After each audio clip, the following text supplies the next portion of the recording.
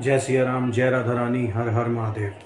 तो ज्योतिर्लिंग की कथा, शिव जी की कथा से ही एक शिव जी की भक्त की कथा है। बहुत ही अद्भुत और बहुत ही आनंद आएगा आपको। तो सुनिए। दो भाई थे, एक बड़ा एक छोटा। एक भाई थोड़ा 10-5 साल ज़्यादा बड़ा था, इसलिए थोड़ा मालिकाना हक ज़्यादा रखता था। लेकिन उसकी पत्नी बहुत अच्छी थी, भगवान भोलेनाथ जी की परम भक्त थी। जो बड़ा भाई था, बड़े भाई की छोटे भाई की पत्नी सीधी सादी थी और छोटा भाई भी सीधा था। लेकिन बड़ा भाई बहुत बड़ा तेज था।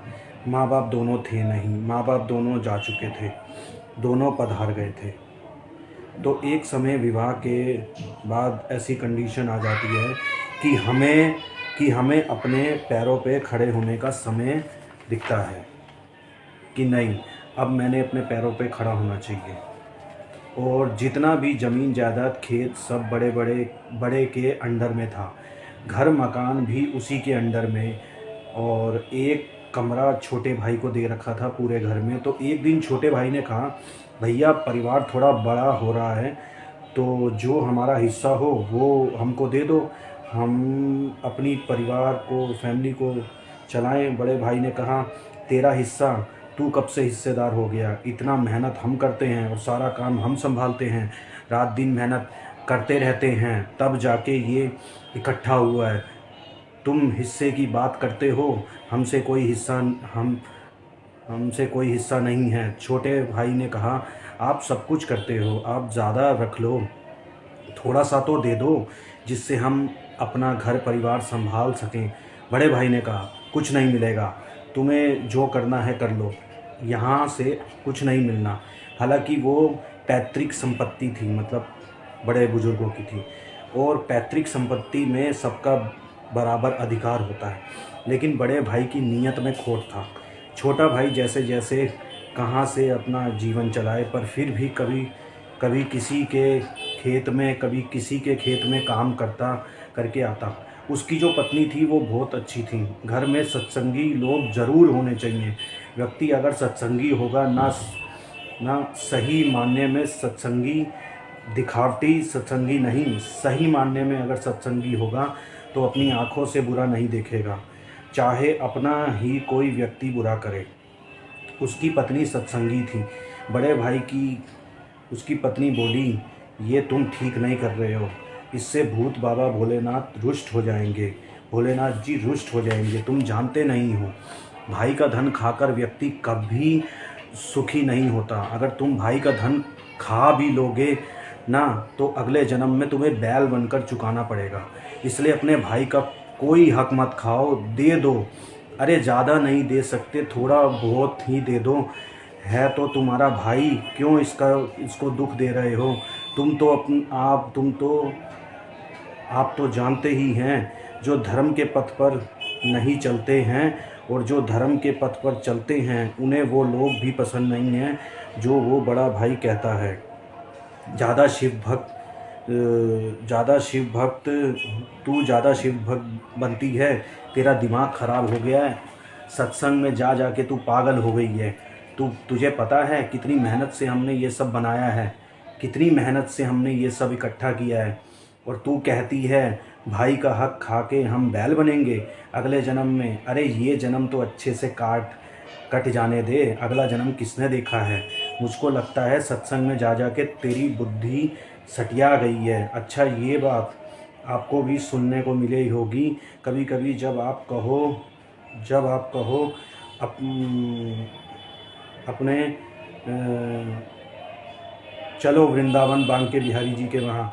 आप पुरुष होकर भी ये भी बात कहो तो घर वाले या परिवार वाले या रिश्तेदार या पड़ोसी वो कभी कहते हैं, यार तुम रोज़ रोज़ वृंदावन चल देते हो, क्या है, क्या रखा है?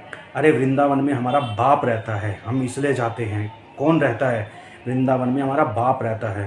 अब कृष्ण जी तो हमारे बाप ही तो हैं, वो तो पूरे ब्रह्मांड के पिता हैं। तुम्ही व माता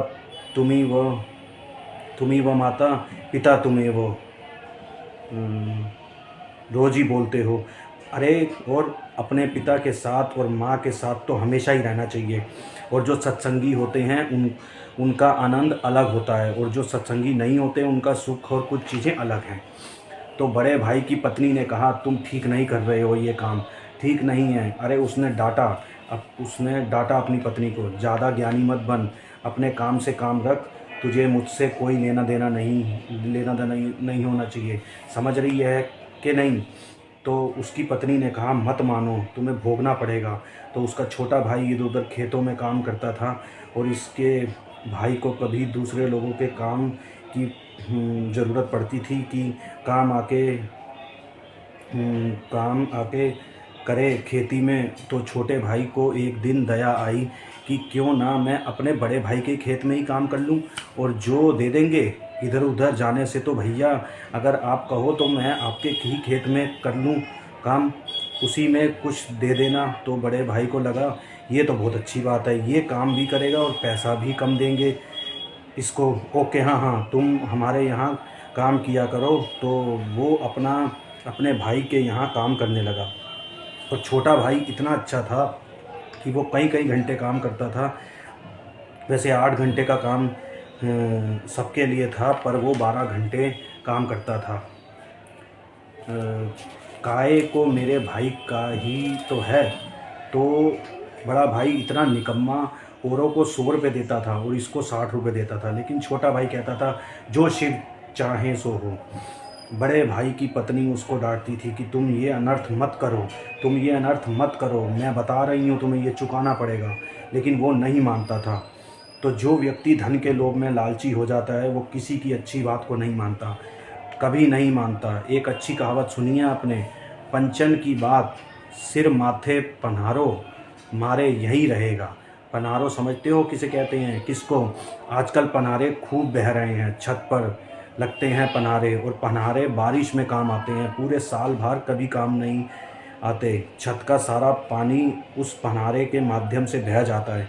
लालची आदमी ऐसा ही होता है, तुम्हें जो कहना है कह लो।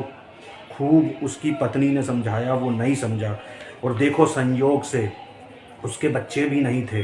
छोटे को शिवजी पे भरोसा था, बड़े को नहीं था। संयोग हुआ अचानक से उसकी मौत हो गई, बड़े की, मर गया वो।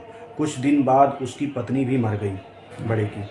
अब वो धन सारा छोटे भाई का हो गया, खेत भी उसी का, मकान भी उसी का, और वो अपने भाभी और बड़े भैया को बहुत याद करता था। इतना अच्छा था वो कभी शिकायत नहीं करता था कि वो बुरे थे, मेरे साथ ऐसा व्यवहार करते थे।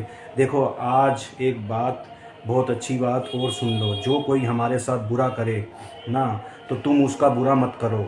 तुम ये प्रार्थना करो कि जो तुम्हारे साथ बुरा करता है उसकी बुद्धि भगवान अच्छे मार्ग पर लगा दे, उसको बद्दुआ भी मत दो। ऐसी प्रार्थना करो तुम, ताकि वो भी अच्छे मार्ग पर चले। तो सुनिए, इसका बड़ा भाई जो बात नहीं मानता था वो वाकई मरने के बाद बैल बना किसी और किसान के यहाँ, और उसकी जो पत्नी मरी वो किसी राजा के यहाँ राजकुमारी हुई। बड़े गजब की बात है, ध्यान से सुनिए। एक दिन छोटे भाई ने सोचा खेत बड़ा है तो हमें एक बैल चाहिए। तो वो बैल लेने के लिए संयोग से वहीं पहुंचा जहाँ बड़ा भाई बैल बनकर आया था, एक किसान के पास। तो उसने पूछा, बैल बेच रहे हो? किसान बोला, हाँ बेच रहे हैं। बोला, ठीक है, इतने पैसे? बोला, ठीक है, ले जाओ। लेकिन पिछले जन्म में भी वो माल चोर था तो था ही, दूसरे का धन खाने वाला था। इस जन्म में भी ये आलसी था। अब इसे क्या पता ये खेत मेरा है, ये भाई मेरा है। ये खेत में जोतने के लिए बैल को उसका छोटा भाई लेके जाता है, 2-4 राउंड लगाता है और झट फैल जाता है वहीं पे। अब ये पिछले जन्म में भी ऐसा ही था, और जब बैल बनकर आया तो भी वैसा ही था। अच्छा, कभी कभी इसमें डंडे भी पड़ते थे, डराते हैं ना, हल में चलाने वाले को मार पड़ती है। इसमें मार खाता है फिर भी नहीं चलता है। तो उसकी पत्नी ने कहा, कैसा बैल ले आए हो, खाता ज़्यादा है, चलता नहीं है, और आजकल की नई जनरेशन और भी अच्छी है, ना खाती है ना काम करती है, बस पड़ी रहती है। 21st सेंचुरी, क्या बात है। अब देखो, वो बैल काम कम करता था और खाता ज़्यादा था, लेकिन वो उसी से काम चला रहा था। तो एक दिन बड़ा विचित्र संयोग बना, बड़ा गजब का संयोग। उस राजकुमारी का विवाह हुआ और वो विदा होकर राजकुमार के साथ जा रही थी। जब वो विदा होके जा रही थी तो उस राजकुमारी की नज़र पर उस बैल पर पड़ी जो पसरा पड़ा था, फैला पड़ा था खेत में। उसे याद आ गया, ये तो मेरे ही खेत थे पिछले जन्म में, और ये जो बैल है ये तो मेरा पति है। याद आया, ये तो मेरा छोटा देवर है। अच्छा, जो भजनानंदी लोग होते हैं ना, जिनके सुकृत अच्छे होते हैं, उन्हें अपने कई जन्मों के पुण्य याद होते हैं। आप भागवत में जाएंगे तो भागवत में आपको मिलेगा कि भरत जी महाराज को 3 जन्मों के याद थे ना, पिछले जन्म याद थे। तो जो अच्छे लोग होते हैं, भगवान के भक्त होते हैं, तो कई बार कर्म अनुसार उनका जन्म होता है, लेकिन उनके ऊपर कृपा भी भगवान की होती है। उन्हें अपने जन्म याद होते हैं, कहाँ कौन सी गलती हुई है उन्हें ये पता होता है। तो पालकी वहाँ से जा रही थी तो देखा वो बैल लेटा हुआ है आलस में, और उसका भाई सामने बैठा है पेड़ के नीचे। कहार पालकी लेके जा रहे थे तो राजकुमारी ने कहा, रुको, पालकी रोको, थोड़ी देर उतारो यहाँ पालकी, रुको, हमको इस बैल से काम है। तो राजकुमार बोला, तुम क्या जानो इस बैल को? बोली, अभी आई, रुको तुम। राजकुमारी उस बैल के पास गई और वो पसरा पड़ा था, वहाँ पे फैला पड़ा है। महाराज खा पी के इधर उधर, तो राजकुमारी ने उसके कान में जाके कहा कि पिछले जन्म में भी तुम्हारी नीयत खराब थी और इस जन्म में भी तुम्हारी नीयत खराब है। पिछले जन्म का किया हुआ तुम भोग रहे हो, इस जन्म में भी बैल बनकर इस जन्म में भी तुम अपने भाई का खा रहे हो। अगर तुमने इस योनि में भी कोई योनि में भी काम ढंग से नहीं किया तो फिर तुम कुछ ना कुछ ऐसा ही बनना पड़ेगा। तुम गलती पे गलती कर रहे हो, तुम मुझे पहचान नहीं रहे। मैं पिछले जन्म में तुम्हारी पत्नी थी और मैंने तुम्हें पिछले जन्म में समझाया था कि तुम ये अपराध मत करो, अपने भाई का हक मत खाओ, नहीं तो तुम्हें बैल बनना पड़ेगा। और आज तुम बैल बने हो, और तुम बैल बने हो, बने के नहीं बने हो, और अभी खाए जा रहे हो, पसरे जा रहे हो और काम नहीं कर रहे हो। अगले जन्म में फिर भुगतना पड़ेगा तुम्हें। हो सकता है तुम्हें अगले जन्म में कुत्ता बनना पड़ेगा। एक एक टूक के पीछे तुम्हें डंडे खाने पड़ेंगे, जैसे कुत्तों को खाने पड़ते हैं। कई कुत्ते होते हैं, कईयों की तो किस्मत अच्छी होती है जो उनको खिला दिया जाता है, और कई तो घरों में भी रहते हैं, वो अलग मैटर है, हम उसके बारे में बोलेंगे नहीं ज़्यादा।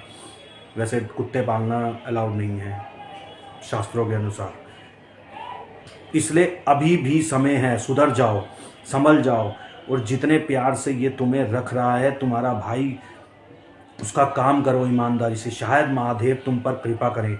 महाराज बैल को ये बात झटाक से समझ आ गई और वो खड़ा हो गया और वो काम करने लगा। और वो जो छोटा भाई सोच रहा था कि ये स्त्री कौन है, इसने मेरे बैल के कान में क्या कह दिया, मेरा बैल खड़ा कैसे हो गया, और वो दौड़ के भाग के गया उस स्त्री के पास और बोला, जी सुनिए, कहिए आप कौन हैं, तुम नहीं जानते मुझे। तो वो बोला, मैं जानना भी नहीं चाहता, पर आपने मेरे बैल के कान में क्या कह दिया? ये तो नंबर 1 आलसी है, पसरा रहता है, खाता ज़्यादा है और डंडे खा के भी नहीं चलता। आज आपने इसके कान में क्या कह दिया कि ये झट से भाग रहा है? उन्होंने कहा, तुम हमें पहचानते नहीं हो, हम पिछले जन्म में तुम्हारी भाभी थी और ये हमारा पति था, तुम्हारा बड़ा भाई था जो बैल है। तुम्हारे साथ इसने बुरा किया, इसलिए इस जन्म में ये बैल बना। मुझे पिछला जन्म याद रहा, मैंने इसे पहचान लिया, अपने देवर से कह के गई, मैं तो जा रही हूँ, पर एक बात कहूँ, तुम इनका ध्यान रखना, ये तुम्हारे बड़े भाई हैं। देवियाँ बड़ी अच्छी होती हैं, अपने पति के बारे में शुभ सोचती हैं, भला सोचती हैं। बैल तो है, पर है तो तुम्हारे पिछले जन्म का भाई। और वो ऐसा कह के चली गई। अब उससे हल में लगाने में तकलीफ़ हो रही है, मेरा बड़ा भाई है ये। अब जो डंडा रखा था मारने के लिए वो भी अलग रख दिया, बोला ना, बड़े भैया हैं हमारे, लेकिन अब बड़े भैया को किसी चीज़ की ज़रूरत नहीं होती थी। और अब वो ईमानदारी से मेहनत करता था वो बैल, क्योंकि उसको सब समझ में आ गया। रात दिन मेहनत करता था और इसी बैल की योनि में वो सब पापों से मुक्त हो गया। बोलो राधे राधे। मनुष्य जीवन अगर मिला है तो किसी के साथ बुरा मत करो, धोखा मत करो, फरेब मत करो, और भाइयों के साथ तो बिल्कुल भी नहीं। तो ये कहानी हमें सिखाती है कि महादेव किसी के साथ बुरा नहीं होने देते। जो महादेव के भक्त होते हैं, सच्चे भक्त होते हैं, महादेव उनका न्याय अवश्य करते हैं। राधे राधे। जय सिया राम, जय राधा रानी, हर हर महादेव।